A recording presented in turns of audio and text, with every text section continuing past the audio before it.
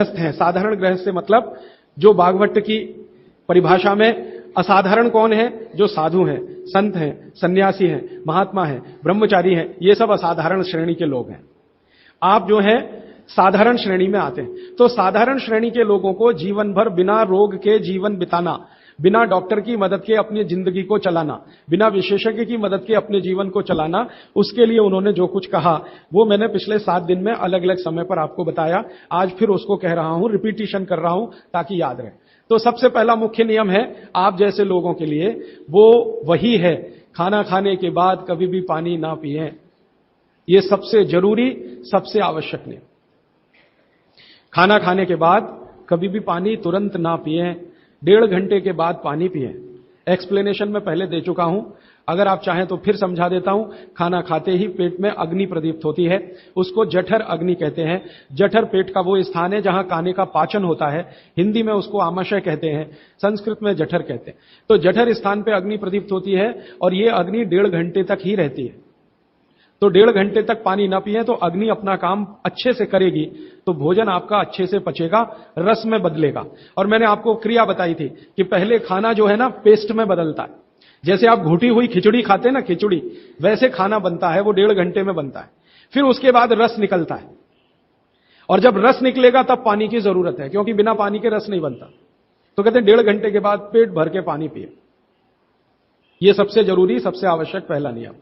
दूसरा नियम, पानी कभी भी पिए तो घूट घूट भर के पिए। यह मैं बहुत आवश्यक नियम मानता हूं सबके लिए, आप जैसे लोगों के।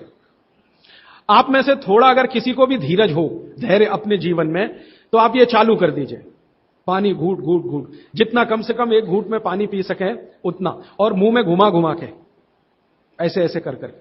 आप 6 महीने बाद देखना, 6 महीने बाद आपके शरीर की पूरी बायोकेमिस्ट्री बदल जाएगी।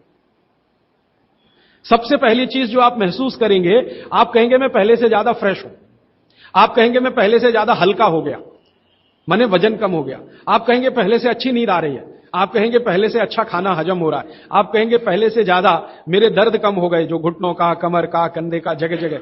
आप कहेंगे चक्कर आना बंद हो गए, आप कहेंगे सुबह सुबह उठकर सिर का दर्द कम हो गया। ऐसी 85 बातें आप खुद कहेंगे 6 महीने के बाद। आप करिए इसको।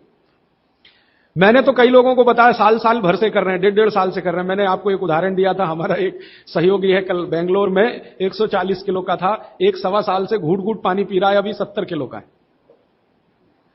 कोई आसन नहीं करता, कोई प्राणायाम नहीं करता, जिम में नहीं जाता, कोई एक्सरसाइज नहीं करता, क्योंकि उसको फुर्सत भी नहीं है, आईटी कंपनी में काम करता है। लेकिन इतना जरूर करता है, पानी जब भी पिएगा घूट घूट पिएगा, खाने के 1.5 घंटे बाद ही पिएगा। यह अद्भुत है। इस नियम को मैंने हजारों लोगों पे करके देखा है, एकदम एक्सीलेंट रिजल्ट है, कई बार तो चमत्कारिक रिजल्ट है।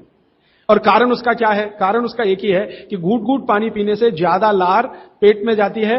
पेट को हमेशा लार की जरूरत है, क्योंकि यहां एसिड बन रहा है। एसिड खाने के समय में जो निकले तो खाना पचे, खाने के आगे पीछे जो एसिड निकलता है वो डाइल्यूट होना ही चाहिए, नहीं तो वो पूरे रक्त में जाकर उसकी एसिडिटी बढ़ा देता है। और वही एसिडिटी है जो आपको हार्ट अटैक लाती है, कार्डियक अरेस्ट की तरफ ले जाती है, ब्रेन हेमरेज करा देती है, पैरालाइज्ड हो जाते हैं आप। गंभीर से गंभीर रोग इसी एक नियम के ना होने से होते हैं। आप पानी गटागट गटागट जो पी रहे हैं, यही एक छोटी सी गलती जिंदगी में आपको सबसे भारी पड़ेगी। ठीक है?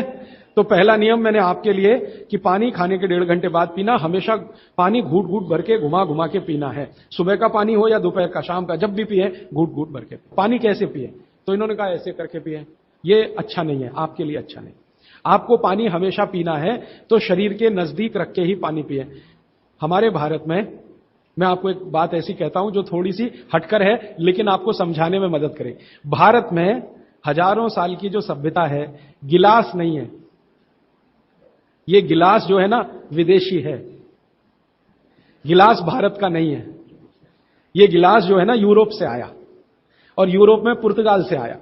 ये पुर्तगाली जब हमारे देश में घुस गए, तब से गिलास में हम फंस गए। गिलास अपना नहीं है, लोटा है, लोटा। लोटा और गिलास का अंतर आप, लोटा है और लोटा कभी भी एक रेखीय नहीं होता, वो ऐसे ऐसे ऐसे ऐसे होता है। तो भागवत जी कहते हैं कि जो बर्तन एक रेखीय हैं उनका त्याज्य करें, वो है नहीं अच्छे, काम के नहीं है। तो गिलास का पानी पीना अच्छा नहीं माना जाता। तो लोटे का पानी पीना अच्छा माना जाता है। अब आप बोलेंगे जी क्या फर्क है? फर्क सीधा सा है, पानी के बारे में मैं बता चुका हूं। पानी को जहां धारण किया जाए वैसे गुण उसमें आते हैं। पानी अपने गुण कुछ नहीं है, जहां दे दो वही गुण हो जाते हैं। दही में मिला दो तो छाछ में बन गया, वो दही का गुण ले लेगा, पानी खत्म हो गया। दूध में मिलाया तो दूध का गुण। तो लोटे में पानी जो रखा तो पात्र का गुण आएगा लोटे का।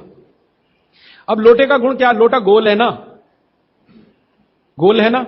और आप थोड़ा गणित अगर समझते हैं और विज्ञान समझते हैं तो हर गोल चीज का सरफेस टेंशन कम रहता है। हर गोल चीज का सरफेस टेंशन कम रहता है क्योंकि सरफेस एरिया कम होता है। हर गोल चीज का चूंकि सरफेस एरिया कम है इसलिए सरफेस टेंशन कम है। इसको हिंदी में पृष्ठ तनाव कहते हैं। हर गोल चीज का सरफेस एरिया कम है तो सरफेस टेंशन कम है, और सरफेस टेंशन कम है तो जो पानी उसमें है उसका भी सरफेस टेंशन कम है। तो कम सरफेस टेंशन का पानी ही आपके लिए सबसे ज्यादा उपयोगी है। अगर सरफेस टेंशन बढ़ा हुआ पानी आप पिएंगे तो बहुत तकलीफ करने वाला है। सरफेस टेंशन बढ़ी हुई कोई भी चीज आप खाएंगे तो तकलीफ करने वाली है, क्योंकि उसमें शरीर को तकलीफ देने वाला एक्स्ट्रा प्रेशर आता है। तो गिलास का पानी और लोटे के पानी में जमीन आसमान का अंतर। इसी तरह से कुएं का पानी, कुआं गोल है ना, सबसे अच्छा। ये सारे साधु संत कुएं का ही पानी पीते हैं, आप जानते हैं। ना मिले तो बिहार कर जाते हैं, जहां कुआं मिलेगा वहां पिएंगे। देखा है ना आपने साधु संत, वो कुएं का पानी उनके लिए सर्वश्रेष्ठ है, क्योंकि कुआं गोल है, कुएं की सरकमफरेंस कम है और सरफेस एरिया कम है, इसलिए सरफेस टेंशन कम है। और सरफेस टेंशन कम होने से क्या होता है, पानी का एक गुण बहुत लंबे समय तक जीवित रहे। पानी का सबसे बड़ा गुण है सफाई करना। अब आपके लिए वो गुण कैसे काम में आ रहा है वो जरा देखिए। आपकी बड़ी आंत है और छोटी आंत है, आप जानते हैं कि उसमें मेम्ब्रेन है, कचरा उसी में जाके फंसता है, तो इसको निकाल निकाल के बाहर लाना पड़ता है। ये तभी संभव है जब सरफेस टेंशन कम वाला पानी आप पी रहे हैं। तो अगर सरफेस टेंशन बढ़ा हुआ पानी है तो ये कचरा बाहर नहीं निकालेगा। मैं इसको एक दूसरे तरह से समझाता हूं, कॉम्प्लिकेशन है लेकिन सरल समझा रहा हूं। आप एक एक्सपेरिमेंट करिए, आज घर जाइए और दूध लेके चेहरे पे लगाइए थोड़ी देर, और 5 मिनट बाद रुई से पूछिए तो रुई काली हो गई है ना। कैसे? अंदर का कचरा और गंदगी बाहर आया। कैसे बाहर आया? वो दूध ने बाहर लाया। अब दूध कैसे बाहर लाता है? दूध का सरफेस टेंशन सभी वस्तुओं में सबसे कम है। तो जैसे दूध आपने अप्लाई किया, दूध ने इस त्वचा के सरफेस टेंशन को कम कर दिया, क्योंकि जो वस्तु का जो गुण है दूसरे पर लगाओ तो वैसा ही आएगा। तो यहां दूध ने सरफेस टेंशन कम किया तो त्वचा थोड़ी सी खुल गई, और त्वचा खुली तो अंदर का कचरा बाहर निकल गया। यही क्रिया पानी करता है पेट में। यही सेम, आपने पेट में पानी डाला, बड़ी आंत और छोटी आंत का सरफेस टेंशन इसने कम कर दिया, तो बड़ी आंत और छोटी आंत थोड़ी खुल गई, और खुली तो सारा कचरा उसमें से बाहर आ गया। और हाई सरफेस टेंशन का पानी पिए, ज्यादा सरफेस टेंशन का, तो आंतें सिकुड़ेंगी, क्योंकि तनाव बढ़ेगा। तनाव बढ़ते समय चीज सिकुड़ती है, तनाव कम होते समय चीज खुलती है। तनाव बढ़ेगा तो सारा कचरा आंतों में अंदर बंद हो जाएगा। अब यही आपको मूलव्याध, बवासीर, भगंदर सब करेगा। इसलिए सरफेस टेंशन कम वाला ही पानी पीना, लोटे का पानी सबसे अच्छा माना जाता है। गोल कोई भी वस्तु आपके घर में है उसमें रखा हुआ पानी पीना सबसे अच्छा माना जाता है। तो गोल कुएं का पानी है तो बहुत अच्छा है। गोल तालाब का पानी हो, तालाब भी गोल होते हैं ना, तो गोल तालाब का पानी बहुत अच्छा, गोल कुएं का पानी बहुत अच्छा। तालाब से छोटी एक पोखर होती है, पोखर, अगर पोखर गोल है तो उसका पानी बहुत अच्छा।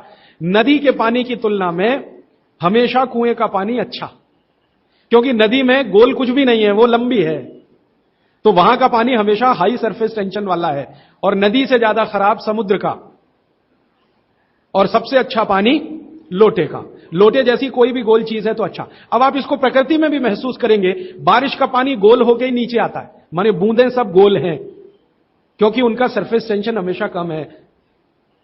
तो ये विश्लेषण लंबा चला जाएगा, लेकिन मैंने यहां जो आपको याद दिला दिया वो ये कि पानी पी रहे हैं तो गिलास में ना, ज्यादा अच्छा है लोटे में पिएं। तो लोटे वापस लाएं घर में, लोटे ही निकल गए, अब गिलास घुस गए, और लोटे निकले ना तो लाखों कारीगरों की जिंदगी खत्म हो गई जो लोटे बनाते थे। खत्म हो गए कि नहीं? कसेरे खत्म हो गए। गांव गांव में कसेरा शब्द समझते हैं?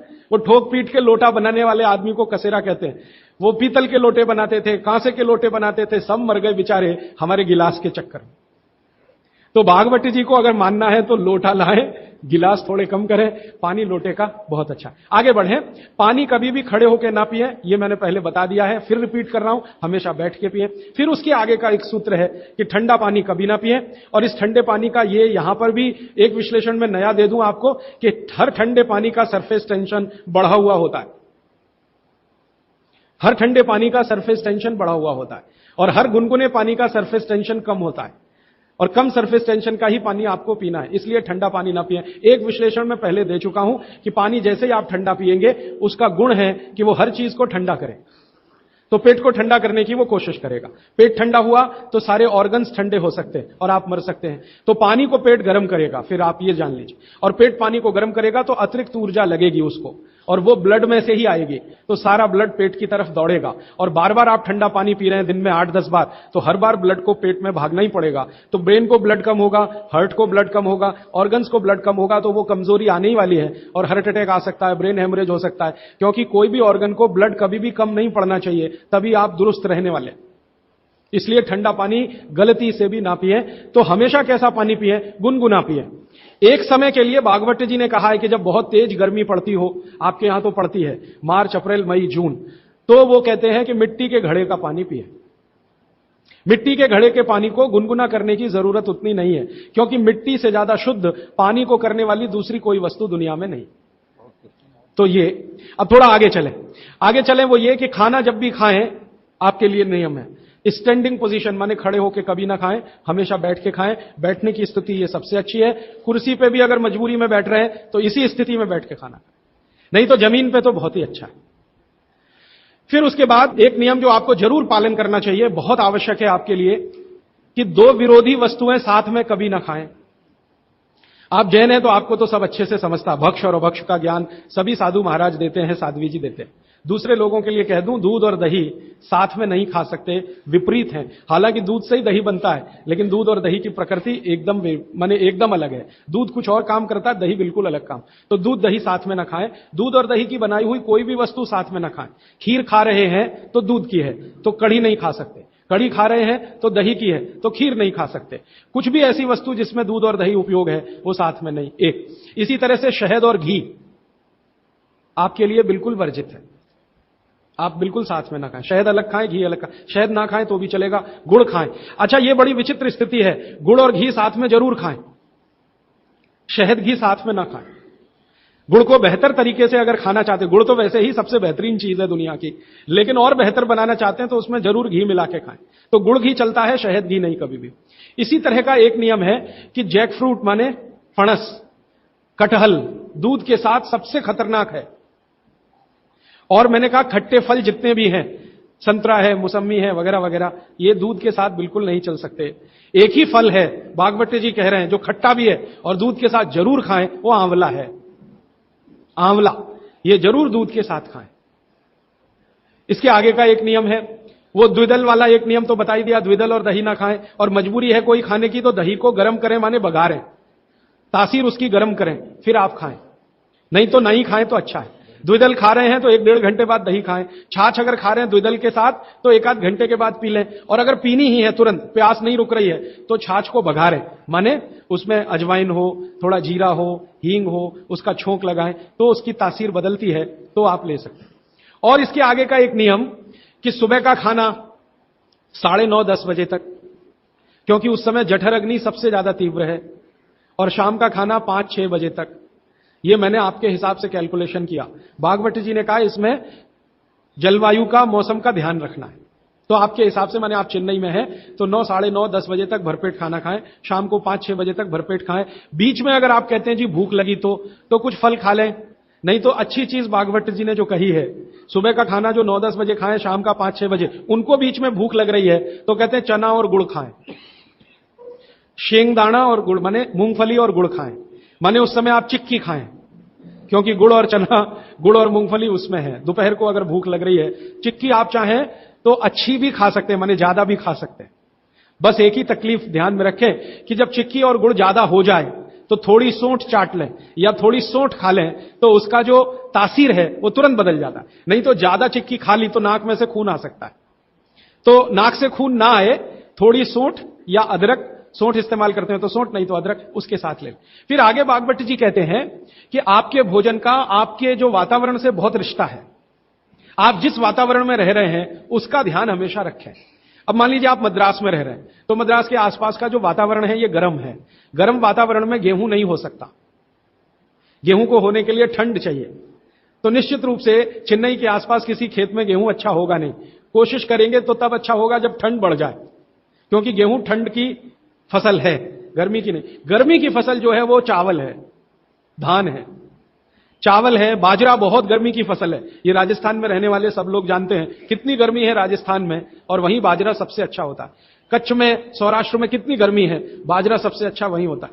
तो गर्मी की जो फसलें हैं वो धान है, बाजरा है, और जौ है, जवारी है। जवारी आप समझते, ज्वार, ज्वार। तो ये सब आपके लिए अच्छे हैं। यहां चेन्नई में आप रहते हैं ना, ज्वार की रोटी खाएं, बाजरे की रोटी खाएं, गेहूं की कम ना खाएं तो भी चलेगा। जो यहां हो रहा है वो ज्यादा खाएं।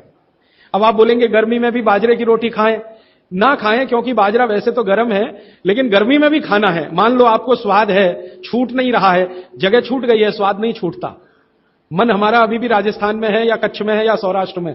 कुछ मजबूरी है कि हम यहां रह रहे हैं। अगर ये मजबूरी खत्म हो जाए तो आप सब भागेंगे यहां से। मजबूरी कैसी, कच्छ में, सौराष्ट्र में इतना ही पैसा आ जाए तो आप सब चले जाएंगे, क्योंकि मन जो है ना छूटता नहीं है, स्थान से लगा रहता है। स्वाद मन के साथ जुड़ा हुआ। तो स्वाद के लिए ही अगर बाजरा खाना चाहते हैं तो बिना गुड़ के ना खाएं। यहां पर चेन्नई में गुड़ और घी के साथ बाजरे की रोटी आप खा सकते हैं, गुड़ और घी के साथ जवारी की रोटी आप खा सकते हैं। ज्यादा आप खाएं तो चावल आपके लिए, धान जो यहां होता है वो सबसे अच्छा है। तो तासीर ध्यान रखें, आबो हवा का ध्यान रखें, वातावरण का ध्यान रखें, हर बनाते समय भोजन में और खाते समय भोजन में। ये कुछ सूत्र हैं जो बहुत आवश्यक हैं आपके लिए, मैं मानता हूं। जो मैंने आपको पिछले एक 45 मिनट या 30 मिनट में जो रिपीट किए, जिनको मैं बहुत आवश्यक मानता हूं। और इसमें से एक सूत्र छूट गया जो बहुत आवश्यक, सुबह सुबह उठकर पहले पानी पिएं। सुबह सुबह उठकर पहले पानी पिएं। कारण मैं बता चुका हूं कि उठते ही आपके मुंह में जो लार बन रही है वो बहुत बहुत बहुत कीमती है। उसकी कीमत लगा नहीं सकते आप, वो एकदम अमूल्य चीज है। वो अंदर ही जाए तो अच्छा है।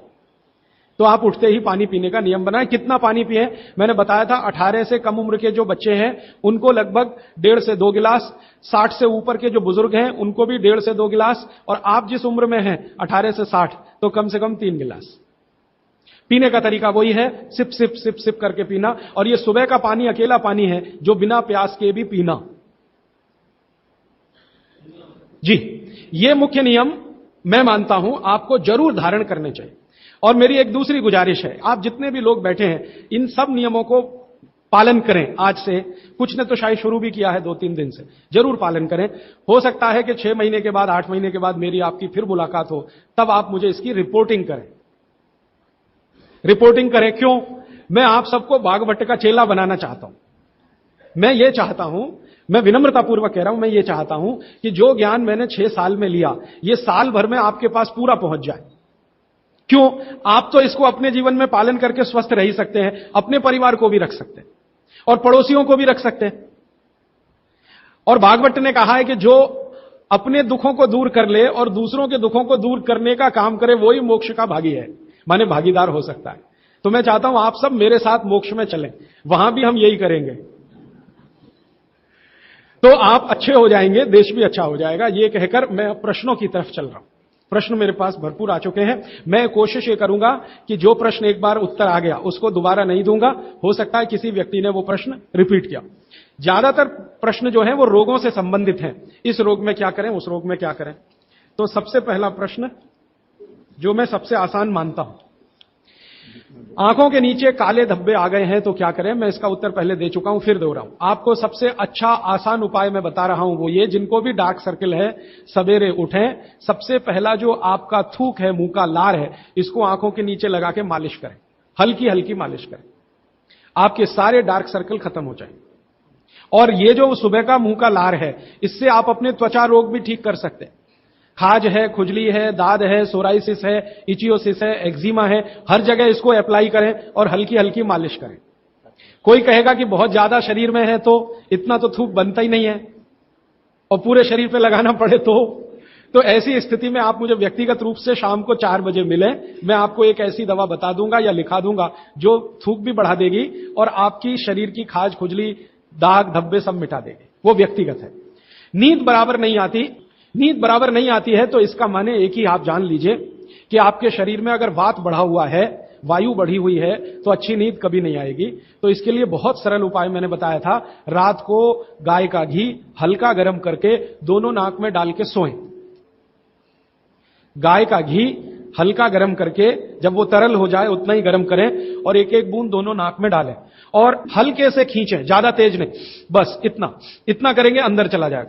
बहुत खींचने की जरूरत नहीं, क्योंकि आगे चला जाएगा, जहां नहीं जाना चाहिए वहां भी चला जा सकता है। तो हल्का खींचकर छोड़ दें और सो जाएं, भूल जाएं। फिर नींद बहुत अच्छी आएगी, खर्राटे बिल्कुल बंद हो जाएंगे, स्नोरिंग बिल्कुल खत्म हो जाएगी।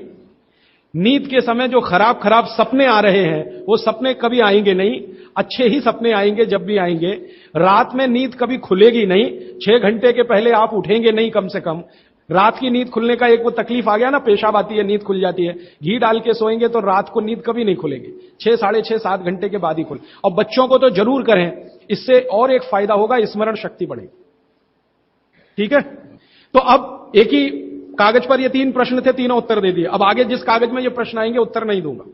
अभी है हाई ब्लड प्रेशर, रक्त का ऊंचा दबाव, अस्थमा, पेट की कब्जी, और इसमें भी फिर आ गया है त्वचा का कालापन, वो मैं उत्तर दे चुका। अब मैं आ जाता हूं, ब्लड प्रेशर हाई है।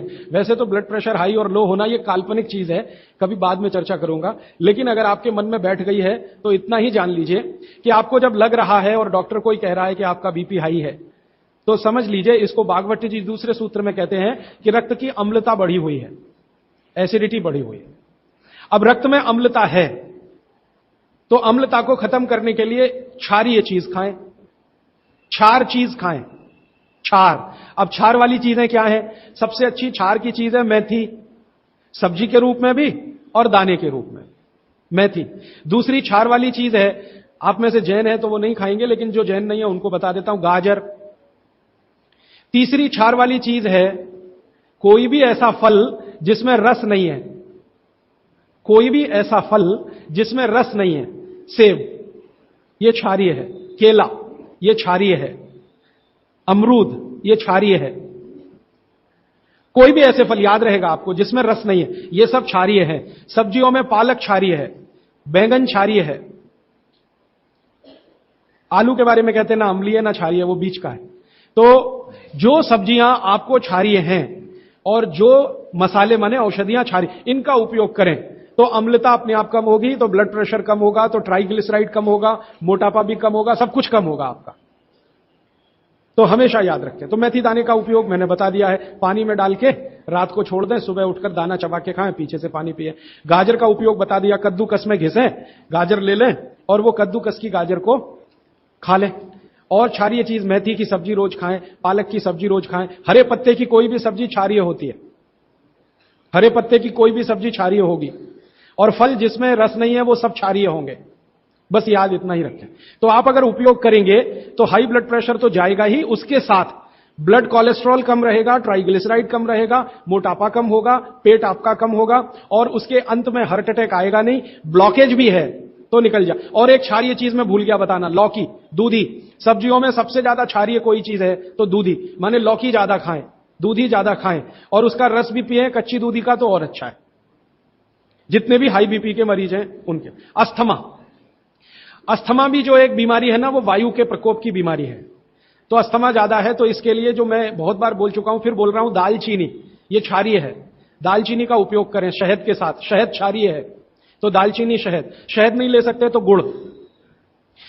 ये जो नारियल होता है ना, नारियल, मैंने आपको थोड़ी देर पहले एक बात कही है और मुझे याद आ गई, तो मैंने आपसे कहा जो भी फल में रस नहीं है वो क्षारीय है, और जो भी फल में रस है वो अम्लीय है। लेकिन ये नारियल अद्भुत फल है जो क्षारीय है, रस होते हुए भी। तो ये क्षारीय है। अब ये क्यों है, ये बाद का विषय। तो आप अगर अस्थमा से शिकार हैं, दमा के शिकार हैं, तो नियमित रूप से नारियल खाइए, हरा नारियल खाइए, कच्चा नारियल जिसको कहा जाता है, चबा चबा के खाइए। कितना खाएं जी? एक दिन में 50 ग्राम तक खा सकते हैं चबा चबा। तो दालचीनी और गुड़ लिया और नारियल चबा के खाया, 3 महीने के बाद आपका अस्थमा जड़ से खत्म होगा। वो 40 साल पुराना हो तो भी। इसके बाद हां, बाकी तो आंखों की। मुंह में छाले बहुत रहते हैं। ये मुंह में छाले बहुत रहते हैं, इसका माने पेट आपका साफ नहीं है, बड़ी आंत आपकी कचरे से भरी हुई है। तो मुंह में छाले रहते हैं तो सुबह सुबह का जो मैंने नियम बताया ना, पानी उठते ही पिए, घूट घूट पिए, तो छाले अपने आप खत्म। जैसे ही बड़ी आंत साफ हो जाएगी, छाले कभी नहीं आएंगे। और अगर आपको ये करने के बाद भी छाले में आराम नहीं मिल रहा है, तो आपको एक सरल आसान दवा बता देता हूं, जो होम्योपैथी की दुकान में मिलती है, जो बड़ी आंत को सबसे जल्दी से साफ कर देती है। उस दवा का नाम है बोरेक्स। सुहागा, सुहागा आप सब जानते हैं ना, सुहागा आंत को साफ करने वाली सबसे तीव्र दवा है, तीव्र। इसी का डाइल्यूशन करके होम्योपैथी में बनाया बोरेक्स। तो ले लें, किसी भी होम्योपैथी की दुकान से खरीद लें। 30 पोटेंसी में या 200 पोटेंसी में इसके 3 ही खुराक लेंगे तो जीवन भर के लिए छाले की बीमारी आपकी आएगी नहीं, क्योंकि यह तुरंत बड़ी आंत को साफ करता है। पानी करेगा, धीरे धीरे करेगा। बोरेक्स तो एक ही दिन में काम करता है, लेकिन भागवती जी कहते हैं ये एक ही दिन का चक्कर छोड़ना चाहिए, तुरंत हर चीज का रिजल्ट मिल जाए। वो कहते हैं जीवन में कोई भी चीज फास्ट है ही नहीं, हर चीज स्लो है। तो कोशिश करिए पानी से ठीक करें, और अगर आप बहुत परेशान हैं तभी बोरेक्स का इस्तेमाल करें। और ये दवा हमेशा पानी में डाल के लें, 1 बूंद डाल दें पानी में, और उस पानी के 3 हिस्से करके उसको पी लें। 1 कप पानी हो, आधा कप पानी हो, चौथाई कप पानी हो। अभी आगे का एक प्रश्न। अच्छा, गाय के मूत्र के बारे में मैंने आपसे कहा था, तो उस पर प्रश्न आए हैं 4-5। गोमूत्र सही गाय का है या उसको कोई बीमारी है, किस तरह की प्रॉब्लम हो सकती है, अगर गोमूत्र सही नहीं है तो उस हाल में क्या करना चाहिए। मैं आपको विनम्रतापूर्वक एक एक्सपेरिमेंट जो हमने किया वो बता देता हूं। गाय को हमने 6 साल जहर खिलाया। एक गाय पर यह एक्सपेरिमेंट हमने किया, 6 साल जहर खिलाया, सबसे खराब जहर खिलाया। उसका नाम है संखिया, अंग्रेजी में कहते हैं आर्सेनिक। तो हमने गाय को दिया, चारे में मिलाकर दिया, बहुत मामूली मात्रा में, क्योंकि हम जानते हैं ज्यादा देंगे तो गाय मर जाएगी। हमें यह देखना था कि ये थोड़ा थोड़ा जहर देते हैं तो उस पर असर क्या आता है। तो 6 साल जिस गाय पर हमने ये प्रयोग किया, वो गाय अभी भी जीवित है, अभी भी जीवित है और स्वस्थ है, तंदुरुस्त है। हमने हर बार उसको संखिया दिया और हर दिन उसके मूत्र में टेस्ट किया, आया कि नहीं आया, क्योंकि ऐसे कहते हैं ना, खाओ तो सब कुछ आने ही वाला है मूत्र में और ब्लड में। तो 6 साल लगातार उसको संखिया खिलाने के बाद भी उसके मूत्र में 1.0000 में चले जाएं, उतना भी संख्या कभी नहीं आया। अद्भुत है ये। अब मुझे पुरानी बातें इसमें जोड़नी है। बहुत लोग कहते हैं ना, गाय के गले में शंकर भगवान का निवास है। वो शायद शंकर जी ने पी लिया। शंकर जी तो मशहूर है ना, खराब से खराब जहर पीने के लिए। तो शायद गले में शंकर जी हैं गाय के, तो वहीं रुका। और सच में हमने ये देखा, इसमें मैं एक्सेजरेशन नहीं कर रहा हूं, आप चाहें तो वो गाय कभी भी आके देख सकते हैं। हमने उसके गले के आसपास महसूस किया 6 साल में एक ब्लू कलर का रिंग बन गया है, ब्लू कलर का। और वहां से ब्लड निकाला, उसको टेस्ट किया तो उसमें पूरा संख्या है, माने आर्सेनिक है। गले के नीचे वो गया ही नहीं, गले में ही रुक गया। शंकर भगवान ने शायद रोक लिया। तो आप बेखटके गाय का मूत्र पी लीजिए। आपके दिल में ऐसा लग रहा है वो कचरा खा रही है, आप चिंता मत करिए, ये कचरा जाएगा नहीं उसके मूत्र तक। भगवान ने उसके शरीर में ऐसी व्यवस्था करके रखी हुई है।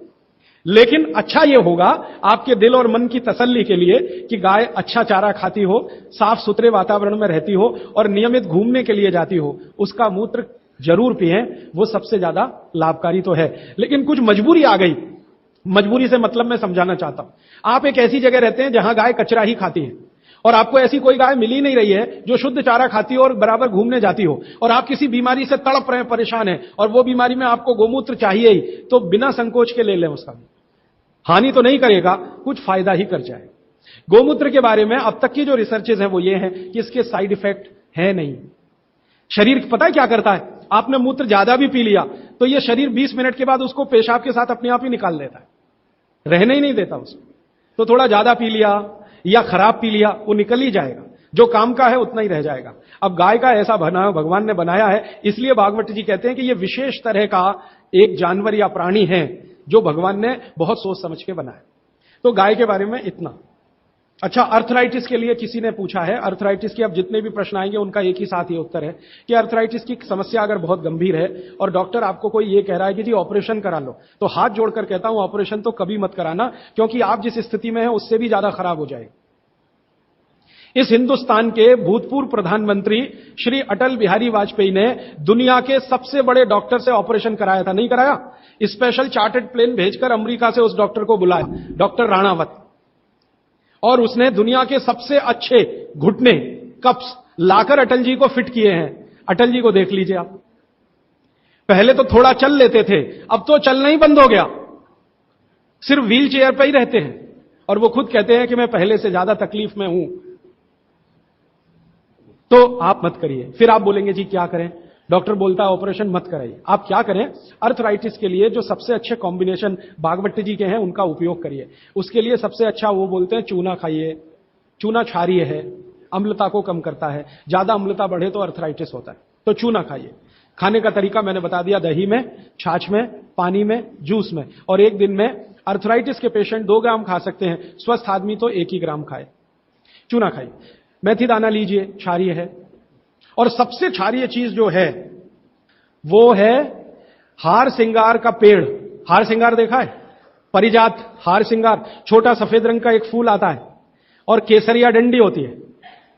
सफेद फूल और केसरिया डंडी, बहुत तेज खुशबू है, रात को ही खिलता है। रात रानी भी कुछ लोग कहते हैं, हार सिंगार कहते हैं। ये पेड़ के जो पत्ते हैं वो ब्रह्मांड में सबसे ज्यादा क्षारीय माने जाते हैं, जो भी औषधियां। तो इसके पत्ते कहीं भी मिल जाएं, 4-5 पत्ते पीसिए, पीसकर पानी में डालिए, खूब उबालिए। पानी इतना उबालिए कि थोड़ा कम हो जाए, आधा रह जाए, फिर ठंडा कर लीजिए। फिर वही पानी चाय की तरह से चुस्कियां ले लेकर सवेरे खाली पेट पीजिए। मैंने ये देखा है, गंभीर से गंभीर अर्थराइटिस पेशेंट को हफ्ते 10 दिन में ही रिलीफ कर देता है। तो ये कहीं भी मिल जाए। नहीं मिले तो हार सिंगार का पौधा गुड़वांचरी में है, तो आप थोड़े पौधे बंटवा दीजिए, सब अपने घर में लगा लें, गमले में हो जाता है आसान। और कुछ खाली स्पेस है तो जरूर, क्यों, ये हर घर में रहे पेड़। कारण क्या है कि आज अर्थराइटिस ही सबसे ज्यादा तकलीफ दे रहा है लोगों को। सुगंधी तो आएगी, नींद अच्छी देगा। जहां आपका बेडरूम है उसके पीछे जरूर लगा लीजिए, और उसका पत्ता आपको अर्थराइटिस से मुक्ति देगा। और दोनों तरह की अर्थराइटिस, रूमेटिड और ऑस्टियो, दोनों ही खत्म होती है इस हार सिंगार के पत्ते से। आइसक्रीम कब खा सकते हैं? कभी भी नहीं, कभी भी नहीं। और अगर आइसक्रीम खा ही रहे हैं, आप कहते हैं जी मन नहीं मानता, स्वाद है और मुंह को लग गया है, अब क्या, तो इसका एक उपाय बता देता हूं। आइसक्रीम खाइए और पीछे से गर्म पानी में घी मिला के पी लीजिए, तो जो कुछ भी तकलीफ वो करने वाली है उससे आप बच जाएंगे। ना खाएं तो सबसे अच्छा। दालचीनी सौंठ का काढ़ा, ये लोग जरूर पिए जिनको अस्थमा है, जिनको अर्थराइटिस है, माने वायु के रोग हैं, वो दालचीनी का काढ़ा जरूर पिए, गुड़ मिला के। मूंगफली और तिल जरूर खाएं। भगवान की दी हुई तिल दुनिया की सबसे अद्भुत वस्तु है। मैं तो आपको कहता हूं, जिंदगी भर मोटापे से बचना है, हार्ट अटैक से बचना है, आपको अर्थराइटिस से बचना है, तो रोज खाने के बाद तिल खाएं, चबा चबा के। काला तिल मिले तो बहुत अच्छा, नहीं तो सफेद ही खाएं। और आप जहां रहते हैं यहां के लिए तो बहुत ही अच्छा, मद्रास जैसे एरिया के लिए। एसिडिटी कम करने के लिए क्या करें? अम्लीय चीज ना खाएं, क्षारीय चीज ज्यादा खाएं, एसिडिटी कम होगी। और पानी घूट घूट पिए, 1-1.5 घंटे के बाद पिए, सुबह उठते ही पानी पिए, एसिडिटी सबसे पहले खत्म होगी। और आखिरी दवा जो सबसे प्रभावी है, जिनको भी एसिडिटी की बहुत तकलीफ है, खाने के बाद ये जो अजवाइन है ना, अजवाइन, इसको भूने तवे पे और थोड़ा काला नमक मिला के ले लें। मिश्री का सेवन बहुत अच्छा है, चीनी से बहुत अच्छा, लेकिन गुड़ से थोड़ा कम अच्छा। मिश्री चीनी की तुलना में तो बहुत अच्छी है और गुड़ से कुछ कम अच्छी है। तो चीनी छोड़ रहे हैं तो मिश्री पे चले जाइए, मिश्री छोड़कर गुड़ पे आ जाइए। हाँ, एक किसी ने सवाल पूछा है कि आप कौन सी जगह पे परमानेंट मिलते? मैं परमानेंट कहीं नहीं मिलता। लोग जो है ना मुझे कहते हैं कि राजीव दीक्षित रेल आश्रमी है, माने हर दिन ज्यादा से ज्यादा मैं रेल में मिलता हूं। तो परमानेंट मिलने के लिए एक केंद्र है, आपको उसका पता किताब में है, वो आप ले लीजिए। फोन नंबर, वहां आप कोई भी चिट्ठी भेजेंगे, मैं जहां भी रहता हूं मेरे पास आ जाती है। और ईमेल करेंगे तो मैं हर जगह खोल खोल के मेरा मेल बॉक्स चेक करता रहता हूं। तो वो पता जो वर्धा सेवाग्राम का है, भारत पीठम 10 ज्योतवानी लेआउट, सेवाग्राम रोड, सेवाग्राम, जिला वर्धा, महाराष्ट्र, ये मेरा परमानेंट केंद्र है। वहां आप पत्र भेज सकते हैं, फोन भी कर सकते, वहां फोन कभी भी करें तो पता चल जाएगा मैं कहां हूं। और मेरा मोबाइल नंबर आप सबको मैं चाहूं तो लिखा देता हूं, 9422 03599 9422 03599, ये मेरा मोबाइल नंबर है। और ईमेल एड्रेस है RAJIVDIXITABA RAJIVDIXITABA@rediffmail.com। और निरंजन भाई, प्रदीप भाई, ये कभी भी आप इनको संपर्क करेंगे तो ये कहीं भी खोज के बताएंगे कि मैं कहां हूं। अभी मेरे पास एक प्रश्न है, वो इस समय के विषय से तो नहीं जुड़ा, लेकिन मैं जोड़ के जरूर उत्तर दे देता हूं। आजकल हमारे घरों में पेप्सी कोक से भी ज्यादा नूडल्स खाया जा रहा है। पेप्सी कोक कम हुआ है पिछले 2-3 साल में, अच्छा हुआ, नूडल्स खाया जा रहा है। तो नूडल्स के बारे में आपको एक जानकारी दे दूं कि सबसे खराब वस्तु अगर खाने की कोई हो सकती है, कचरे में कचरा, तो वो यही है, नूडल्स। एक तो मैदे की है, ऊपर से सड़ा हुआ है। 6-7 दिन मैदे को सड़ा के रखा जाए तब नूडल्स तैयार होता है। और इस नूडल्स में टेस्ट लाने के लिए सूअर के मांस का रस मिलाया जाता है। बिना उसके नूडल्स बन ही नहीं सकता। जो मैगी है ना, मैगी या कोई भी नूडल्स, सूअर के मांस का रस, सड़ा हुआ मैदा, 6-6 दिन पुराना, उससे तैयार हुआ है। अब आप तय कर लो, खाना है या नहीं खाना। एक प्रश्न है जिसका उत्तर दे नहीं सकता। किसी ने कहा आज की शिक्षा बहुत बेकार है, वैकल्पिक शिक्षा की बात बताइए। तो समय ज्यादा है, आप मुझे ईमेल करिए, मैं लंबा जवाब दूंगा। गाय का घी कान नाक में डालने के लिए मैंने बोला था, तो वो उत्तर दे चुका हूं, फिर रिपीट इसलिए कर रहा हूं कि गलती ना करें। घी को हल्का गर्म करना है, ज्यादा नहीं। गाय का घी नाक में डालने के लिए हमेशा हल्का गर्म करना है, ज्यादा नहीं। और एक ही बूंद एक नाक में, दूसरी बूंद दूसरी नाक। हां, एक बहुत अच्छा सवाल है, दैनिक जीवन में कौन सा नमक खाएं? सबसे अच्छा सेंधा नमक खाएं। और इसको याद ऐसे रखें, पत्थर वाला नमक खाएं। यह समुद्र के पानी का नमक कम से कम खाएं। पत्थर वाला नमक एक तो सेंधा नमक है, दूसरा नमक है जो काला नमक है, ये आप ज्यादा उपयोग करें। मेरा तो कहना है कि आज से ही घर में नमक तो तुरंत बदल दें, बदलते ही आपको असर दिखाई दे जाएगा। आपको जो तकलीफ है ना ब्लड प्रेशर की, अर्थराइटिस की, ये नमक बदलने से ही बहुत आराम दे देगी आप। तो सेंधा ही नमक। किसी ने कहा है कि गोमूत्र अर्क लेने में पहले दिन खराब लगा, 3 दिन खराब लगेगा, 3 दिन, चौथे दिन से अच्छा लगेगा। तो छोड़े नहीं उसको, एक दिन खराब लगा, छोड़िए मत, दूसरे दिन भी लीजिए, तीसरे। गोमूत्र अर्क है ना, तो 1 चम्मच से ज्यादा मत लीजिए, और गोमूत्र प्योर है तो आधा कप लीजिए। किसी को प्रश्न है कि दिन भर नींद आती रहती है, क्या करें? वैसे तो नींद आए तो अच्छा है, लेकिन दिन भर नींद आए तो अच्छा नहीं है, तो क्या करें? इसका मतलब यह है कि आपके शरीर में एक क्षार बहुत कम है, और ये वही क्षार है जो आपको सबसे ज्यादा मिलता है चूने से। जिनको दिन भर नींद आती है वो चूना खाएं, मट्ठे में मिला के, छाछ में मिला के। नारियल का तेल बालों में जरूर लगाएं। किसी ने पूछा है, लगाएं? जरूर लगाएं। नारियल का तेल आप खा भी सकते हैं, क्योंकि आप चेन्नई में रहते हैं। अगर आप पटना में रहेंगे तो नहीं खा सकते नारियल का तेल, चेन्नई में रहते हैं तो जरूर खा सकते। मालिश करना चाहें जरूर करें। डायबिटीज के लिए क्या करें? डायबिटीज का जो सबसे अच्छा उपाय मैंने बताया था, मेथी दाना और त्रिफला चूर्ण। त्रिफला चूर्ण माने हरडे, बहेड़ा, आंवला, 1, 2, 3 अनुपात वाला त्रिफला चूर्ण 1 चम्मच, मेथी दाना 1 चम्मच, दोनों मिलाकर गर्म पानी में रात को रख दें। सवेरे उठकर इस पानी को पी लें और उसमें जो कुछ है चबा के खा लें। 3-4 महीने नियमित करेंगे, ब्लड शुगर नॉर्मल आने की पूरी संभावना है। और नहीं आए 3-4 महीने में ब्लड शुगर नॉर्मल, तो एक मुझे ईमेल जरूर करें या फोन करें। शुगर खाना नहीं खाना, चीनी बिल्कुल बंद कर दीजिए, क्योंकि यही अकेली चीज है जो पचती नहीं आसानी से। बाकी चीनी छोड़कर कुछ भी खाइए। पथरी अगर है शरीर में, और थायराइड, थायराइड का सबसे अच्छा उपाय है धनिया पत्ता है ना, धनिया पत्ता, इसकी चटनी, धनिया पत्ते की चटनी बनाइए, पानी में मिला के पी जाइए, पानी गुनगुना रहे। कितनी चटनी? 1 चम्मच चटनी, उसमें कुछ डालिए मत, नमक मिर्ची कुछ मसाला नहीं, खाली धनिया पत्ते की चटनी। और जब तक धनिया मिल रहा है तो ये हरे पत्ते की चटनी, धनिया मिलना बंद हो जाए तो सूखा धनिया। ये धनिया जो है ना, थायराइड की सबसे अच्छी दवा मानी जाती है। पथरी, पथरी जिसको भी है वो चूना कभी ना खाएं, ये याद रखें। कहीं भी शरीर में पथरी है तो चूना कभी ना खाएं। तो फिर क्या खाएं? एक दवा है पत्थर तोड़ दवा, क्या बोलते हैं आप उसको? पाखंड भेद। शोभाकांत जी के यहां वो दवा है पाखंड भेद, कहीं भी मिल जाएगा। तो आप इसका काढ़ा बना के पिए। ये जो पाखंड वेद है ना, इसका काढ़ा पानी में डाल के उबाल के, और ये दवा आसानी से होम्योपैथी में उपलब्ध है। और इसी दवा का होम्योपैथिक नाम है बर्बेरिस, बर्बेरिस वल्गेरिस। पाखंड वेद का बोटेनिकल नाम है बर्बेरिस वल्गेरिस। ये किसी भी होम्योपैथी की दुकान में मिलेगा। वो पूछेगा कैसे दूं, तो कहना मदर टिंचर में दो। ये कोई भी घर में रखिए, आप बिल्कुल निसंकोच इस्तेमाल कर सकते हैं, साइड इफेक्ट कुछ नहीं है इस दवा का। बर्बेरिस वल्गेरिस मदर टिंचर ऐसा बोलिए तो ये हल्के गुलाबी रंग की होगी, डार्क कलर की भी हो सकती है। इसकी 10-10 बूंदें 1/4 कप पानी में डालकर दिन में 3-4 बार पिलाएं। 1 महीने 1.25 महीने में सारी पथरी टूटकर निकल जाएगी। और नहीं तो पाखंड वेद जो दवा मिले आयुर्वेद की, उसका काढ़ा बना के 15-20 दिन ले ले। काढ़ा जल्दी तोड़ता है पत्थर को, बर्बेरिस को समय ज्यादा लगता है। पानी में चूना मिला के पी सकते हैं, जरूर पीजिए, पथरी वाले नहीं।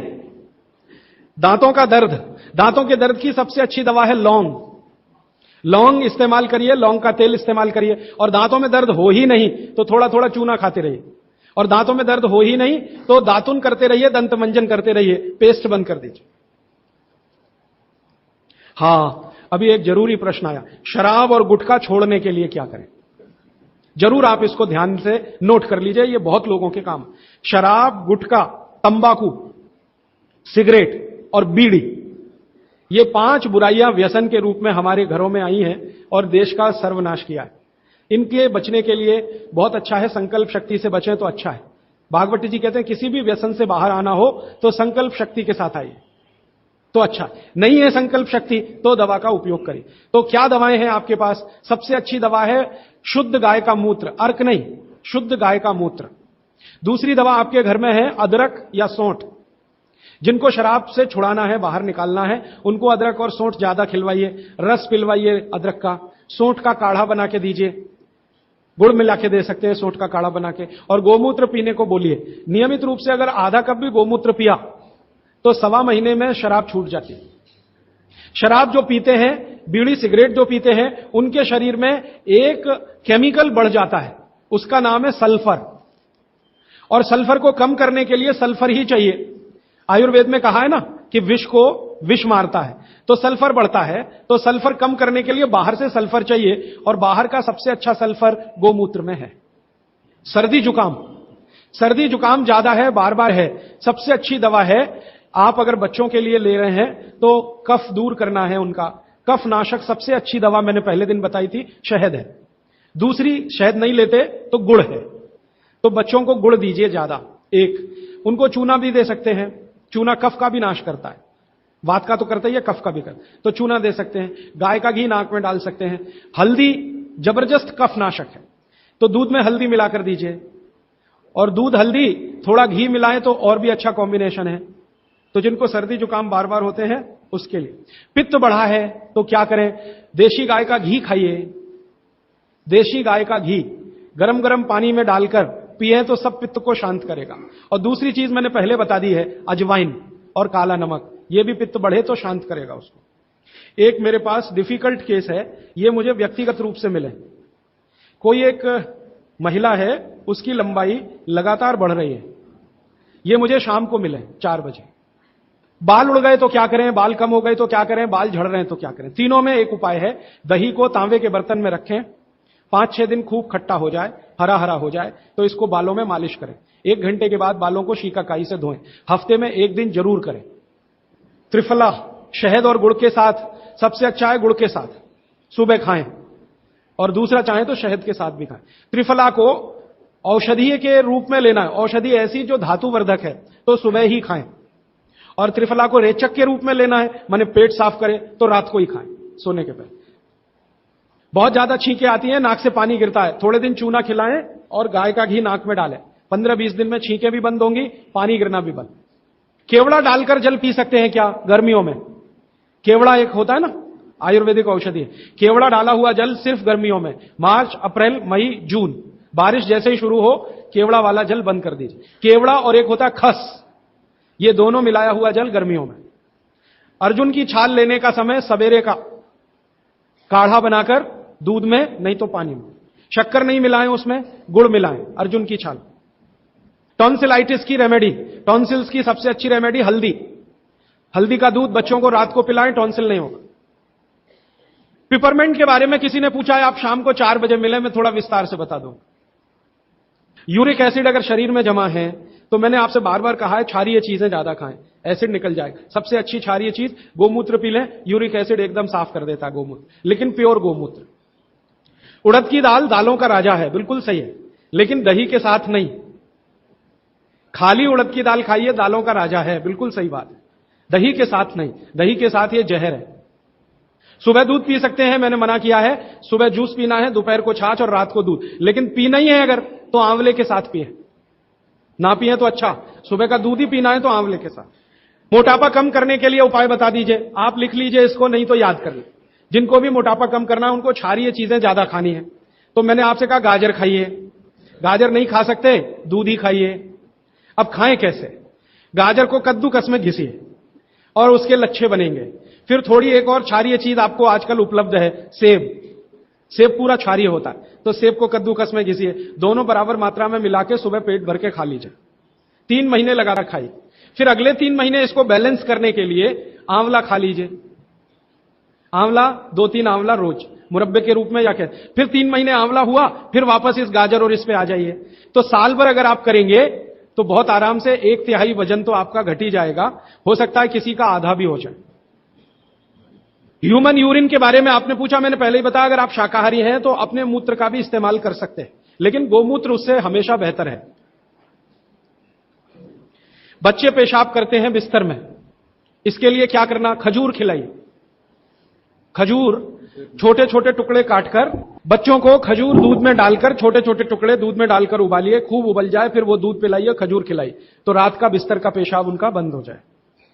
वो एक प्रश्न है, वो कब्जियत से जुड़ा हुआ है। वो ये कहते हैं कि जल्दी से संडास उतरती नहीं है, क्या करें? रात को त्रिफला चूर्ण खा के सो जाइए, नहीं तो दूध में घी मिलाकर पी लीजिए, ये सबसे अच्छा है। दूध में घी मिला के रात को सोने से पहले पिएं तो सवेरे संडास बहुत आसानी से उतरती है और सबसे कम समय में पेट साफ होता है। नहीं तो त्रिफला भी ले सकते हैं। 3 महीने। देखिए, एक नियम हमेशा याद रखिए, जो मैं बार बार कह, लगातार कोई भी दवा आयुर्वेद की 3 महीने से ज्यादा मत खाइए, और अगर जरूरत पड़ रही है तो थोड़े दिन ब्रेक दे दीजिए, 15 दिन का, 10 दिन का, 20 दिन का ब्रेक के बाद फिर अगले 3 महीने ले सकते हैं, फिर ब्रेक दे दीजिए। फिर ये नियम बहुत जरूरी है, नहीं तो तकलीफ बहुत दूसरी भी हो सकती है। पीठ की हड्डी में दर्द है, चूना खाइए। बच्चों को खांसी की एलर्जी अगर है तो नियमित रूप से, मैंने कहा ना, ऐसी चीजें दीजिए, कफनाशक है, सूंठ है, पान का पत्ता है, शहद है, गुड़ है, ये सभी कफनाशक हैं। कितनी उम्र के बच्चों को त्रिफला दिया जा सकता है? अगर छोटे बच्चे हैं तो त्रिफला ना देकर आंवला दीजिए, और त्रिफला देने का समय अगर शुरू कर रहे हैं बच्चों को तो थोड़ा 3-4 साल हो जाने दीजिए उनका। 3-4 साल के पहले दे सकते हैं तो आंवला दीजिए। और वैसे तो मेरा कहना है 14 साल की बच्चों को आंवला ही अच्छा है, त्रिफला उनको ना ही दें। त्रिफला एक उम्र के बाद ही सबसे अच्छा होता है।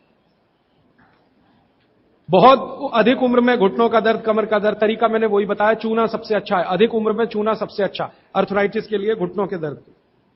एड़ी का दर्द और कोहनी का दर्द तो ऐसे ही मिट जाएगा जब पानी घूट घूट पीने लगेगी।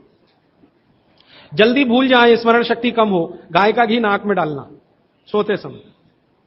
नींद जल्दी ना आए तो क्या करना? गाय का घी नाक में डाल के सोना। हां, एक बहुत इंटरेस्टिंग प्रश्न आया, वो पहले दिन का जो मेरा व्याख्यान था कि फ्रिज का क्या करें। तो मैंने तो बोला था कि ये बंद कर दें, अगर आपका दिल नहीं मानता बंद करने के लिए, क्योंकि मैंने कहा ना, हिंदुस्तानियों में एक बुरी आदत है कचरे को इकट्ठा करने की। घर में डिब्बे डिब्बी इतने इकट्ठे रहते हैं, फालतू पड़े रहते हैं, फेंकते नहीं हमें, हमेशा ये सोचते हैं कभी काम आएंगे, कभी काम आएंगे।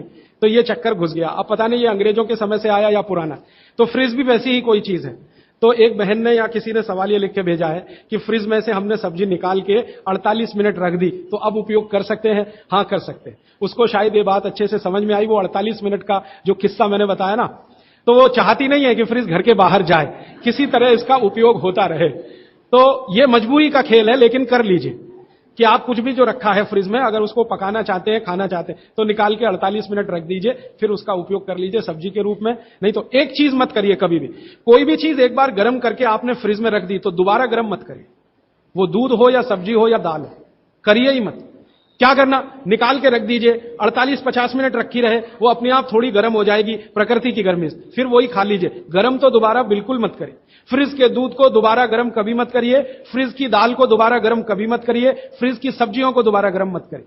चटनी भी फ्रिज में से निकाल के रख के खाइए, दही भी फ्रिज में दही रख देते हैं, 48 मिनट रखा रहने दीजिए, फिर आप उसका उपयोग करिए, तुरंत निकाल के और छाछ बना के, वो बिल्कुल मत करिए। मेवा खाना चाहिए कि नहीं? सूखा मेवा जरूर खाइए, ड्राई फ्रूट्स आप जरूर खाइए, लेकिन जो ड्राई फ्रूट्स आपके लिए अनुकूल हैं, आप जहां रहते हैं वहां के हिसाब से मैं कह रहा हूं। सबसे अच्छा बादाम आपके अनुकूल है, आपके अनुकूल काजू नहीं है। बादाम बहुत अनुकूल है मद्रास में रहने वालों को, काजू अनुकूल है जम्मू कश्मीर में रहने वाले, तो बादाम भरपूर खा सकते हैं। और जो दूसरी चीज अनुकूल है, मुनक्का, किशमिश, किशमिश और मुनक्के में थोड़ा अंतर है, बड़ी किशमिश को मुनक्का, तो मुनक्का और किशमिश ये आपके बहुत अनुकूल है, बादाम आपके बहुत अनुकूल है। मखाना 50-50 है, ज्यादा अनुकूल तो बिहार उत्तर प्रदेश वालों को है और थोड़ा चले तो झारखंड वालों को। आपके लिए 50-50, ना बहुत प्रतिकूल है ना बहुत अनुकूल है, बीच का है। और बाकी जो अखरोट वगैरह हैं ये आपके अनुकूल नहीं। अखरोट खाना चाहिए हमेशा ठंड में रहने वाले लोगों को, आपके लिए अखरोट बिल्कुल अनुकूल नहीं। और ड्राई फ्रूट्स क्या खाते हैं आप? चिरौंजी, चिरौंजी क्या कहते हैं उसको? जो चिरौंजी है वो आपके लिए अनुकूल है, चेन्नई के आसपास के लोगों के लिए अनुकूल है, वो आप खा सकते हैं। और ड्राई फ्रूट शायद इसके आगे हैं, हां केसर। केसर अगर आप खाएं, वैसे तो औषधि है, ड्राई फ्रूट नहीं, लेकिन ये 3 महीने के आगे नहीं खा सकते, नवंबर दिसंबर जनवरी, और दूध में मिला के। मिश्री, पिस्ता 50-50 है। अंजीर बहुत अनुकूल है सिर्फ एक ही किस्म के लोगों के लिए। इसको मैं आपको कहता हूं, जरा ध्यान से सुनो। जिनको शरीर में शक्ति की कमी लगती है, शक्ति की कमी लगती है, ताकत कम है, शक्ति कम है, उनके लिए अंजीर बहुत फायदे की है। लेकिन जिनको पहले से ही ताकत है वो ना खाएं इसको। शेंदारू क्या होता है? एप्रिकॉट, हां एप्रिकॉट आपके लिए ठीक है, आप खा सकते हैं एप्रिकॉट। एक सुझाव है, प्रश्न नहीं है, और वो सुझाव मुझे स्वीकार है। वो ये कहते हैं कि आप चले गए उसके बाद क्या? तो उसके बाद ये व्यवस्था या अभियान या ये बातें या ये ज्ञान सतत निरंतर चलता रहे, इसके लिए आपकी मेरी एक छोटी सी कोई एक एडजस्टमेंट हो जाए तो बहुत अच्छा। मैं ये चाहता हूं कि जो कुछ मैंने सीखा वो आप सीख लो। हां, और बाबूजी बोलेंगे वैसे, मेरा ऐसा कहना है जो मैंने सीखा वो आप सीख लो, उतना ही सीख लो जितना मेरे पास है, फिर आप उससे आगे भी सीख सकते हैं और ये दूसरों को सिखाते जाएं। तो नियमित रूप से कोई ऐसी व्यवस्था अगर आप सब मिलकर करें, मुझे स्वीकार है। सुबह का पानी तांबे के बर्तन का पी सकते हैं जिनको कब्जियत की बहुत तकलीफ है, लेकिन शरीर में तांबा ज्यादा हो तो वो नहीं पिए। लेकिन सबसे अच्छा जो सम पानी माना जाता है, जिसमें आपको कुछ सोचना ही नहीं पड़ेगा, सादा बर्तन का, माने वो पीतल के उसमें रखा हुआ या कांसे के उसमें रखा हुआ, नहीं तो स्टील में रखा हुआ, गर्मी के दिनों में घड़े का, मिट्टी के घड़े, तांबे का पानी पी सकते हैं। हां, क्योंकि कुचालक है ना लकड़ी, और तांबा बहुत ज्यादा सुचालक है। एक होता कंडक्टर और एक बैड कंडक्टर। तांबा सबसे बड़ा कंडक्टर है और लकड़ी सबसे बड़ा बैड कंडक्टर है। तो ये अगर आपने तांबा पिया माने, तो अर्थ के साथ जो कांटेक्ट है ना नंगे पांव, तो वो खत्म करेगा आपको। इसलिए पांव में चप्पल रहे, लकड़ी के पट्टे पे खड़े रहे, प्लास्टिक की चप्पल पहन के हो, रबर की चप्पल पहन के हो, तभी तांबे के बर्तन का पानी पीना अच्छा है। केन वाटर, बहुत लोग आजकल केन वाटर पी रहे हैं, ऐसा प्रश्न आया, तो ये क्या अच्छा है? बिल्कुल अच्छा नहीं। तो आप बोले फिर क्या करें? आपके घर जो पानी आ रहा है टैप वाटर, इसको खूब अच्छे से उबाल लें, उबाल कर इसको रख लें, फिर उसी को पिए। ये केन वाटर से 1000 गुना अच्छा है। केन वाटर पता है क्या है? ये पानी को शुद्ध करने के लिए ब्लीचिंग करते हैं उसकी। उस ब्लीचिंग में क्लोरीन इस्तेमाल होता है, फ्लोरीन इस्तेमाल होता है, और वो फिर शरीर में जाए तो बहुत खराब है। और केन वाटर का टेस्ट सादा पानी से बिल्कुल अलग होता है। तो केन वाटर से 1000 गुना अच्छा है टैप वाटर, लेकिन उबाल कर रखा गया।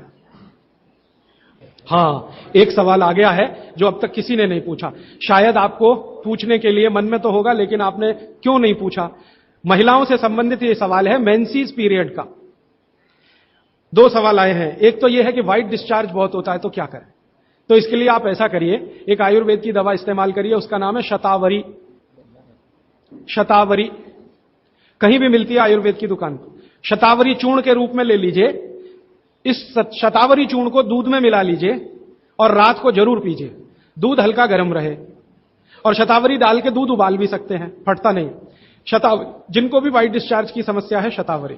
और दूसरी कि जब भी मेंसेस पीरियड आता है, बहुत दर्द होता है, तकलीफ होती है, इचिंग बहुत होती है, तरह तरह की खुजलियां होती है शरीर में, गुस्सा बहुत आता है, चिड़चिड़ापन वगैरह वगैरह, तो आपका जब भी मेंसेस पीरियड होता है तो आपके शरीर में वायु बहुत बढ़ी हुई है, पित्त भी थोड़ा बढ़ा हुआ रहता है। इसका बहुत आसान उपाय मैं बता देता हूं, भागवत जी का है, मेरा नहीं।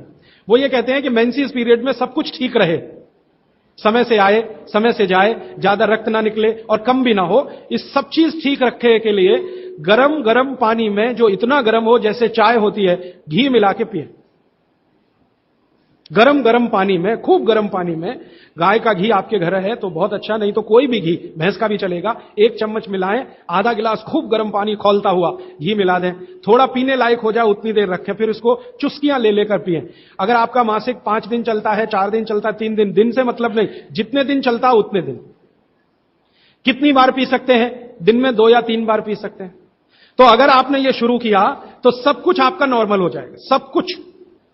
मेनोरेजिया है तो ठीक होगा, मेट्रोरेजिया तो ठीक होगा, सब ठीक हो जाएगा। मैं ज्यादा नहीं कहना चाहता, आप सब समझदार हैं। हर चीज आपकी दुरुस्त और तंदुरुस्त रहेगी।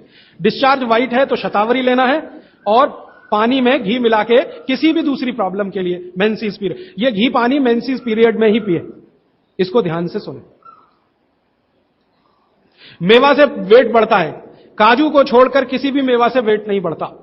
काजू ही है जो वजन बढ़ाता है, बाकी कोई भी सूखा मेवा वजन नहीं बढ़ाता। मुंह से बदबू आती है तो समझ लो पेट साफ नहीं है, तो रात को त्रिफला खा के सो, नहीं तो दूध और घी मिला के पियो, सुबह उठते ही पानी पी लो, मुंह की बदबू बंद। हाथ पैर सुन्न हो जाते हैं, मतलब चूना खाते रहिए। हां, अब ये एक सवाल ऐसा है कि चूने से जीभ फट जाती है, तो आप चूना अगर सीधे जीभ पे खाएंगे तो फटेगी, पानी में डालकर खाएंगे कभी जीभ नहीं फटेगी, दही में डालकर खाएंगे नहीं फटेगी, मट्ठे में पिएंगे तो नहीं फटेगी, जीभ पर चाटेंगे चूना तो जरूर जीभ फटेगी। अब किसी ने एक सवाल पूछा, हनी के केमिकल कंपोनेंट्स बताइए। वो किताब में पूरा है, आप पढ़ लीजिए। टीबी पेशेंट है, ट्यूबरकुलोसिस, तो आप जरूर उनको गोमूत्र पिलाइए। अगर खाली गोमूत्र, शुद्ध गोमूत्र, अर्क नहीं, खाली गोमूत्र आपने पिला दिया तो 3 से 4 महीने में टीबी जड़ से ठीक होती है। दही में, या तो छाछ में, या तो पानी में, नहीं तो पान में। चूना ये पान में जो खाते हैं वही। और 5 मिनट रुकिए, मैंने मेरा कंक्लूड किया है, लेकिन ये आज के लिए है, जिंदगी के लिए ये कंक्लूजन नहीं है, ये तो रास्ता अभी खुला है।